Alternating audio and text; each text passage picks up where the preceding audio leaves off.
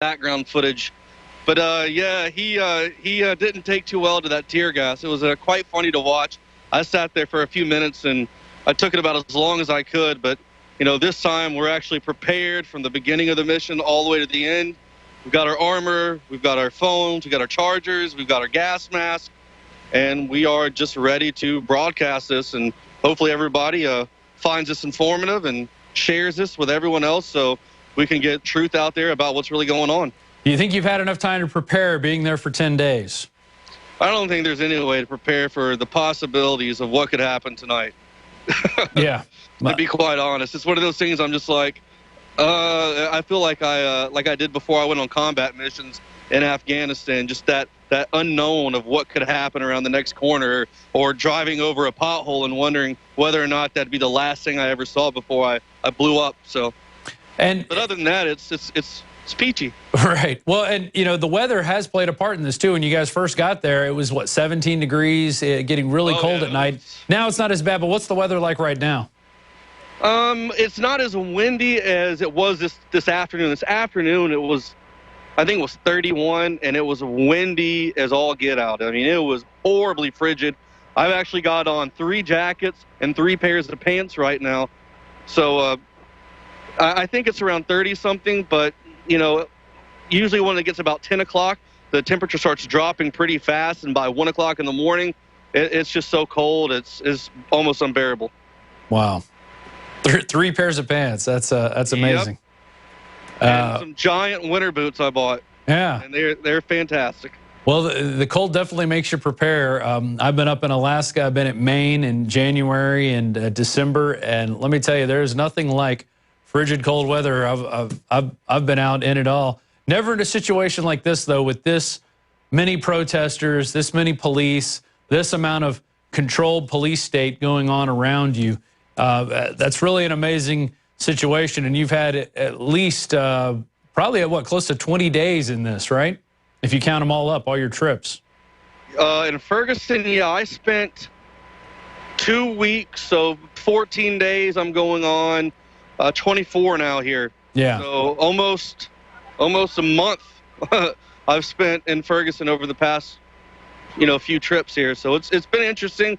Overall, like I said, and I've said this time and time again, I've done numerous radio shows over the past few months, just talking to people about, everyone's interested about what's happening in Ferguson. Everyone's always wondering whether or not it's as racially divided as the MSM makes it out to be. And quite honestly, it's not that way at all. I mean, there's people out here right now of every color, religion. I mean, it doesn't matter. I mean, everyone's hurt and or affected in some way by police brutality, whether it be someone or in your neighborhood or state. It's happening everywhere. And that's one of the main reasons why everyone's out here standing together, because it doesn't matter if you're black, white, whatever. I mean, anybody can be shot by a police officer. Anything like that can happen. And like I've said before, we're not saying that all police officers are bad. I've got some of my family that are quite outstanding, God-fearing men who love the Constitution, and they do everything to the T perfectly right, as much as they can.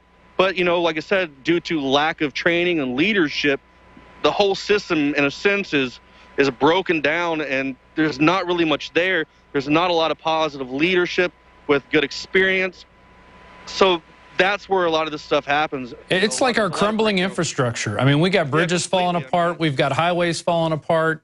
It's buildings. Like a controlled demolition. It's just free falling. Yeah, and we've just kind of let our system, we've rested on our laurels for the last 30, 40 years, and things are taking a turn for the worse. And now we're seeing it. We're seeing over 50 million people, or 50 million families on food stamps. We're seeing record numbers of children, homeless, people living barely paycheck to paycheck. And so I understand why people want to fight for more minimum wage. But, you shouldn't, in America, you should not be going, well, I expect to have a minimum wage job. You should try to better yourself and try to move beyond that. And that's what people, I don't think, see, because they've been conditioned and schooled and educated in that mindset that the state is the answer. The government is the answer. If you have a problem, go to the government. The government's going to help you.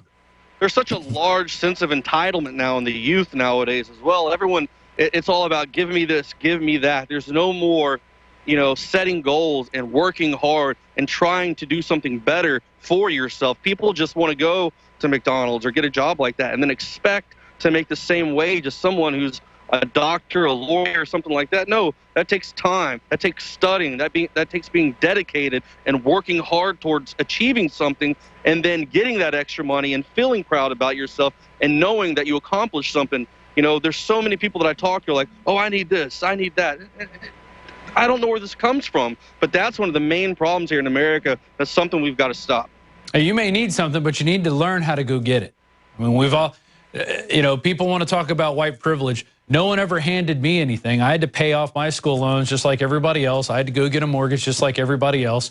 I had to go through the credit card system and the credit reporting just like everybody else. Nothing was handed to me. I'm not one of these blue bloods, and this is where we're all at. Guys, I'm going to check in with the control room real quick. Is anything going on with this press conference? We're at 8:06 right now.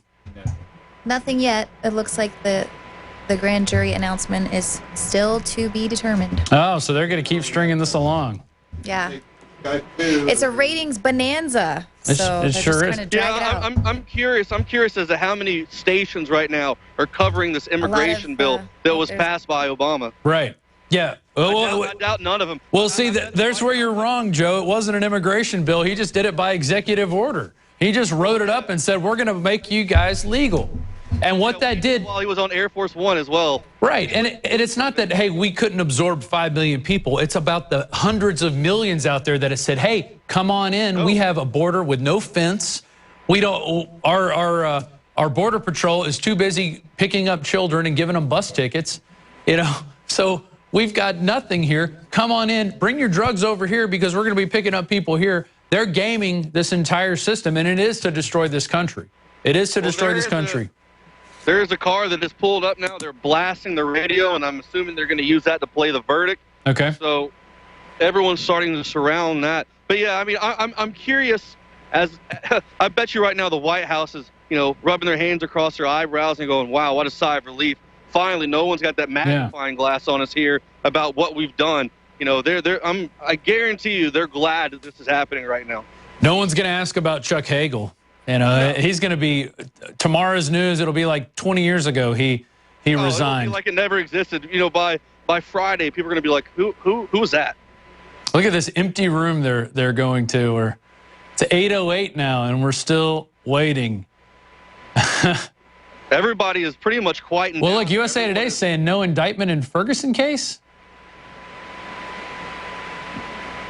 Will not face charges. So USA Today has obviously gotten the message, but they're not going out and announcing that. Well, we're getting some, according to Brown's family, some people are sort of speculating because Darren Wilson there was no call for him to turn himself in. Okay. But now this is breaking that according to the Brown family, so I guess they found out before the rest of the world, which seems like that would have been the appropriate thing to do. So well, and we knew this was going to leak out as soon as it was made to anybody. This is big news, and nobody's going to sit on it. They're going to tweet it. They're going to talk about it. Have you got the sense, Joe, that anybody's heard this? We just saw on USA Today. No, everyone is quiet right now. Everyone's got this car surrounded listening to a local station. There's no word thus far of the announcement. USA Today is reporting no indictment in Ferguson case, which I called that earlier today, that I didn't think that was going to happen. I said that back in August. Right. And even Paul Joseph Watson released a video, The Truth About the Michael Brown Case. He presented his, I think, very well laid out version, which probably has more evidence than what the grand jury has even seen. So that's very interesting. Could you guys print off that article and bring it in to me? Which one are you asking for? That USA Today one, and I'll read it off the air. And I guess we're bringing it to you first before you're hearing it anywhere else, that there will be no grand jury indictment from that end. So the question is, one, how is this crowd going to react to it? I don't think they're going to be too favorable for this decision. And then two, will the prosecutor come back and say, well, we're going to go ahead and charge him anyway? The prosecutor doesn't look like he's doing that because there hasn't been a call for Brown to turn himself in. Or not Brown, Officer Darren Wilson, sorry. But it's very interesting on what's going on now. Joe, it looks like people are still quiet. They have not got the word yet. No, no one's gotten the word here yet, even though it's on TV apparently. Right now, it's everyone's standing around this car over here, and they're listening to get the speaker up loud. And no one's come in this room, into this grand jury room, where we have a live CNN feed that we're going to cut to as soon as somebody pops in, I guess, for the official word. But we already know something that we said is going to happen from the beginning. It didn't look like there was enough evidence. But what the people of Ferguson are mad about, they're not just mad about this one murder. They're mad about this on a lot of different levels, and they've been screaming about it since it happened. So over 100 days now of going out in the streets, of yelling. Jakari Jackson just pointed out they have already shut down the road. They have police officers maybe a quarter mile, or not even that far, a few hundred yards down the road, blocked off the road, and the vehicles that are here now are now stuck here in the middle of this. No way of getting in or out at this moment. So this place is on lockdown. We haven't heard any announcements from the police. It's quiet on both sides. If I'm not mistaken, I don't see any police officers outside at the moment, is there? Maybe 5? Okay, so 5 over here right near the road. But other than that, most people are inside. I think a lot of them are looking through the windows at us right now with anticipation, just about as much anticipation as all of us here on the ground. Have you heard any word of what the crowd might do? Anybody saying, we're going to do this, we're going to do that? Has it just been quiet on their end? There's someone watching a live stream right now. There's a guy who is apparently brandishing a gun. He has on a gray sweater and a red hat, and he says he plans on using it later. Does he look like a police officer? No. Okay. Have you seen anybody carrying glass bottles? I know last time you discovered a bunch of glass bottles underneath a dumpster and went to point that out to the police, and they said nothing. We showed that spot on the Ustream the other day, the other night. It was actually right before the car wreck happened. I was actually shooting down to the left with the camera, and you could actually see that same metal container. And I was pointing out that that's where we'd found those, or I had found those. And I walked over to the police officers and brought it to their attention. Nothing was done about it. And then eventually, yes, they were used. So, hopefully that doesn't happen again. Hopefully people will, or the police will be a little bit more receptive. If someone sees something or decides to give them a heads up, they can, cause bodily harm to other people out here, or more than likely just trying to be peaceful. And like I said earlier, just wanting some closure, because there's a giant gaping wound here in Ferguson, and it's festering up, and people just want some healing. Well, I want to read this out. This is from USA Today at 9:01 p.m. Eastern, which is 8:01 Central. We're now at 8:13, and we've still received no official word from whoever's going to make the announcement. I guess the prosecutor over in Clayton. No indictment in Ferguson case. If you guys could go to the overhead camera on this. Yeah, there you go. No indictment in Ferguson case. A white police officer will not face charges for fatally shooting an unarmed black teenager in a case that set off violent protests and racial unrest throughout the country, an attorney close to the case said Monday night. The St. Louis County grand jury declined to indict Officer Darren Wilson, 28, for firing 6 shots in an August confrontation that killed 18-year-old Michael Brown, said Benjamin Crump, an attorney for the family. The decision has long been awaited, and following rioting that resembled war zone news footage in this predominantly black suburb of St. Louis. Missouri Governor Jay Nixon, a Democrat, called for calm after calling up the National Guard troops to stand by in case of unrest. Speaking before the decision was announced, he had urged that regardless of the decision, people on all sides need to show tolerance and mutual respect and restraint. So hopefully he's calling for the police to do that as well as the crowds. Crowds gathered around Ferguson Police Headquarters in anticipation of the announcement at the courthouse in Clayton, Missouri, another St. Louis suburb. A 12-person grand jury has been considering whether probable cause existed to bring charges against Wilson, 28, the white officer who fatally shot Brown, an 18-year-old black man, after their August 9th confrontation. The shooting inflamed tensions in a largely minority community that is patrolled by an overwhelmingly white police force. Brown's lifeless and bleeding body lay for more than 4 hours in a Ferguson residential street after the shooting, prompting dismay and anger as the crowd gathered. Protests turned to rioting and looting the following night. Police responded with armored vehicles, tear gas, triggering a nationwide debate over police tactics. The 12-person grand jury, including 9 whites and 3 African Americans, had been meeting in secret for months, hearing evidence and weighing whether Wilson should face charges that range from involuntary manslaughter to murder. So there you have it. That is at least the semi-official word coming from the attorney of the Brown family.